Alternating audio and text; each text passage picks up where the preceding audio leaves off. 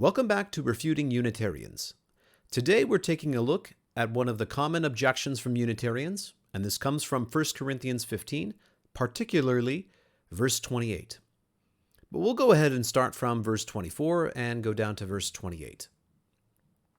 Then comes the end, when he, that means Jesus, hands over the kingdom to the God and Father, when he has abolished all rule and all authority and power.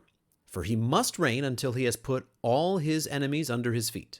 The last enemy that will be abolished is death. For he has put all things in subjection under his feet. But when he says all things are put in subjection, it is evident that he is accepted who put all things in subjection to him. When all things are subjected to him, then the Son himself will also be subjected to the one who subjected all things to him, so that God may be all in all. So the Unitarian looks down here at verse 28 and says, all right, wait. If Jesus, the Son, is subjecting himself to the one who subjected all things to him, so that would be the Father. If Jesus subjects himself to the Father, well, that's it then. Jesus cannot be God because he's subjecting himself to the Father. So, checkmate. Well, like all Unitarian arguments, this one has a few problems with it. We should take a look at this word subject. What does it mean that Jesus subjects himself to God the Father? If Jesus subjecting himself to God the Father means that Jesus is not God, well, that's a problem because Jesus subjected himself to somebody else in the New Testament and it wasn't God. If we look down here, Luke 2:51, and he, Jesus, went down with them, his parents, and came to Nazareth. And he, Jesus, continued in subjection to, Jesus continued in subjection to them, his human parents. So if Jesus subjecting himself to the Father means that Jesus is not God, then Jesus subjecting himself to his parents means he's not human. So obviously that is a really dumb argument and clearly not what Paul is teaching in 1 Corinthians 15.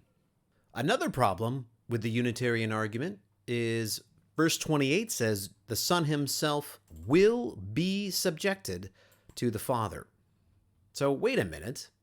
If this subjection, whichever subjection Paul is talking about here, this is taking place in the future. So by the Unitarian logic, this means that Jesus, the Son, is not subjected to God the Father right now. That is also a really dumb argument and clearly also not what Paul is teaching in this particular verse. So you may ask yourself the question, okay, well, what is Paul saying here? What is the key part that we need to take away here from verse 28? And the key, really, we should be looking at is this phrasing down here, so that God may be all in all. We see a so here, so Paul's saying, hey, this is what I want you to pay attention to. This is the reason for this subjection, so that God may be all in all. So we need to think about, okay, what does that mean? If we take a look at the Greek, we see Paul using a phrasing here in 1 Corinthians 15:28, ta panta in pasin. What's really interesting about this phrasing is that if we go to Colossians 3:11, Paul uses almost the exact same phrasing for Jesus Christ, ta panta kai in pasin. That kai there just means and. It's just connecting two ideas, but it's essentially the same phrasing in 1 Corinthians 15:28, ta panta in pasin, ta panta kai in pasin. So whatever's happening with God the Father in 1 Corinthians 15:28 is essentially what has already happened to Christ here in Colossians 3:11. So let's go back to the English so we can take a look at it a little more clearly in context. The context for 1 Corinthians 15 is all about resurrection. After Jesus is resurrected from the dead, he abolishes all rule, all authority, and power of sin and death. Jesus, the God-man, is abolishing all barriers between God and man. That's what it means for God and Christ to be all in all.